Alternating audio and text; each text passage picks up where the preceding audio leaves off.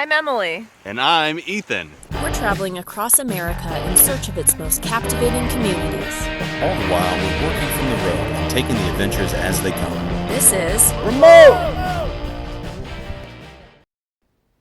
In our last episode, we left off in Louisville, Kentucky. We then drove east into the hills, excited to explore more of Appalachia. Welcome to West Virginia!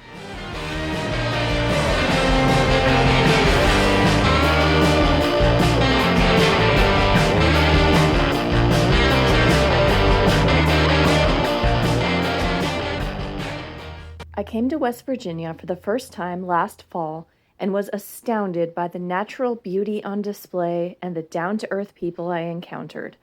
The lush forests and foggy mountains captured my heart, and I knew I had to come back to explore more of this underrated state. Even though my last experience here was so memorable, nothing could have prepared me for our week in Charleston this December. We arrived on a sunny afternoon, young and naive, with no inkling of the excitement that was in store.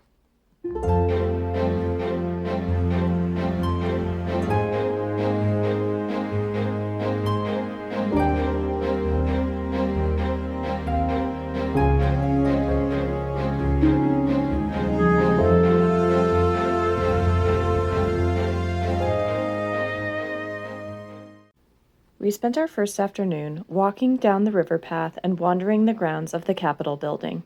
It's quite an impressive building, the tallest in West Virginia, in fact, at a height of nearly 300 feet.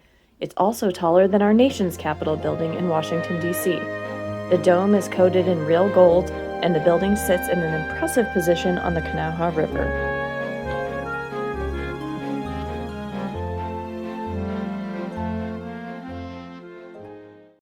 It's my first morning in Charleston, and last night I met some really cool locals.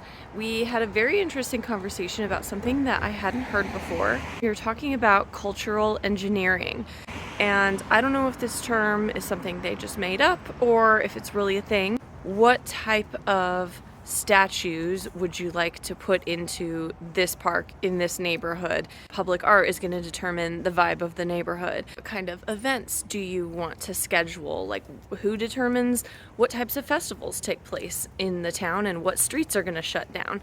So I never realized that this type of stuff was intentional. I mean, of course it's got to be intentional.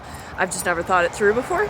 So it's interesting to hear that these are actual jobs that are out there, and that Charleston in particular seems to be pretty aware of this. Downtown Charleston had an impressive display of Christmas cheer. During the annual Holly Jolly Brawley Festival, local businesses compete for the title of Best Christmas Tree Decorator. The creative custom trees are displayed throughout the downtown area, lining the streets and propped up throughout the park.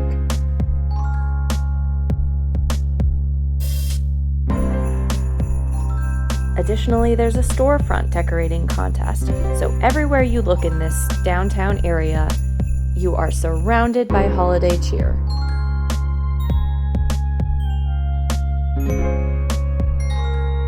As a tourist attraction, this seemed to work out quite well because every night of the week, the downtown area was bustling, full of people who'd come from far and wide to revel in the Christmas festivities.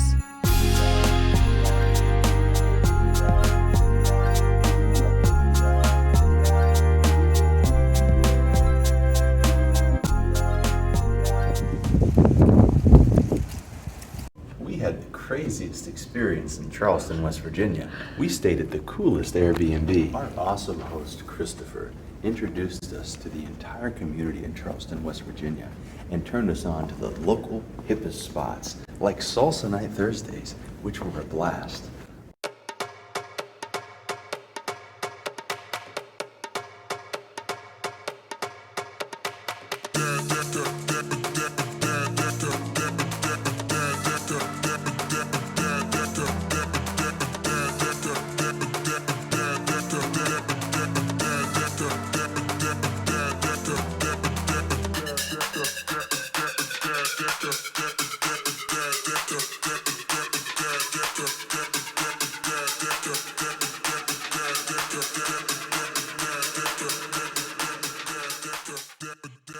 Also, we checked out the best consignment shop you'll ever find this side of the Mississippi, known as Gabe's. It was a blast.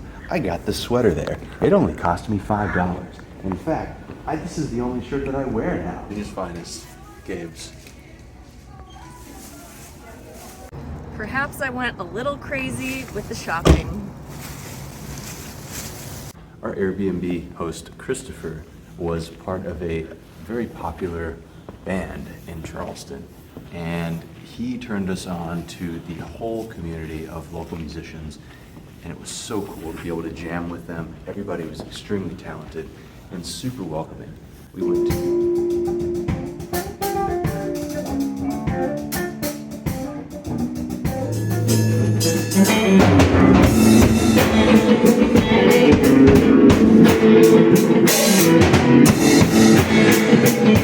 I wouldn't touch it with a 39 and a half foot pole.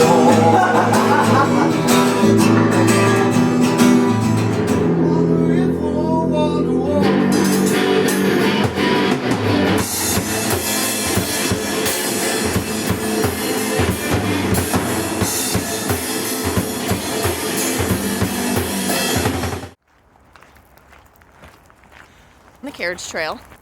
The story is, rich people lived up there, town was down there, so they built this trail for the carriages. This may look like an old-fashioned well, but in fact, it's just a well-disguised trash can.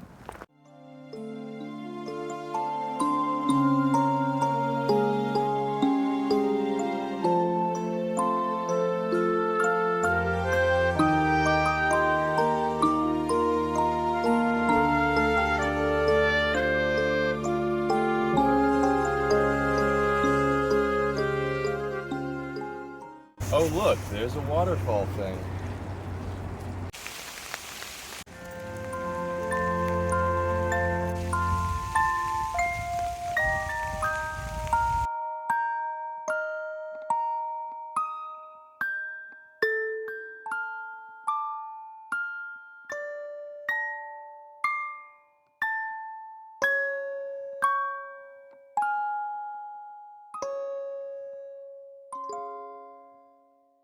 One of the things that surprised me most about Charleston was the vivacious community. There were dance nights, there was live music, there were breweries. Moving to a new place, I want to be able to make friends, I want to be able to plug in and get involved in things. And so it's nice to come to these places and see people out on the town with or without their kids, They weren't just at home, watching their children play video games. They were still out and active.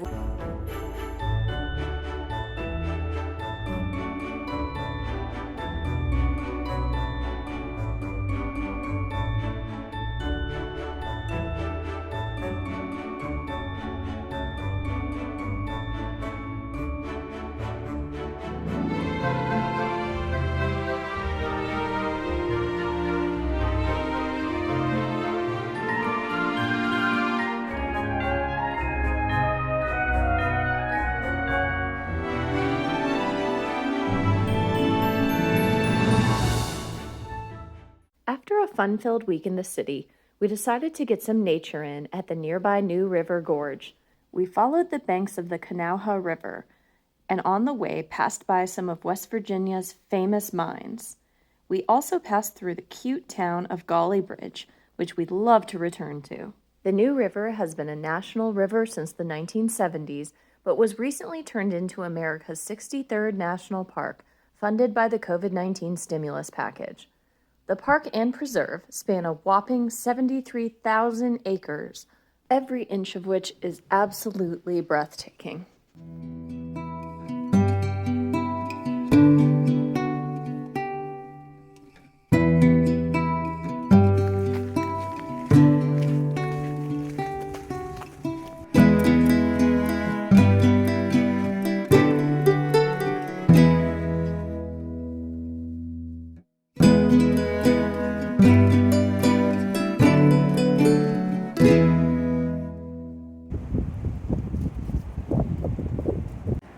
is said that just about anywhere you hike in the New River Gorge, you are probably hiking on top of corpses.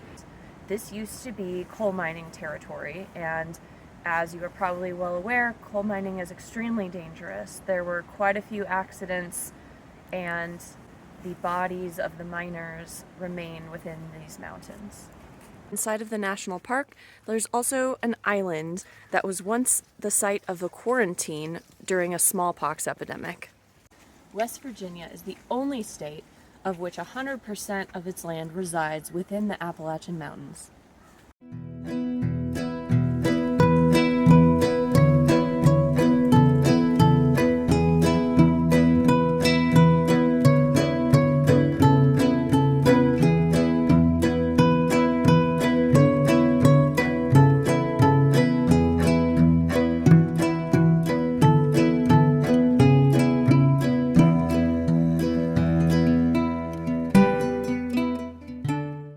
The gorge is most popular in the summer, especially with climbers and whitewater rafters. However, any time of year, it's a wonderful place to take a hike. You can do some really fascinating trails that go over the old mines. However, this time around, we chose to do the Endless Wall Trails for its sweeping vistas. For dinner, we stopped in the nearby town of Fayetteville, which it turned out was great timing because they were having their Christmas parade.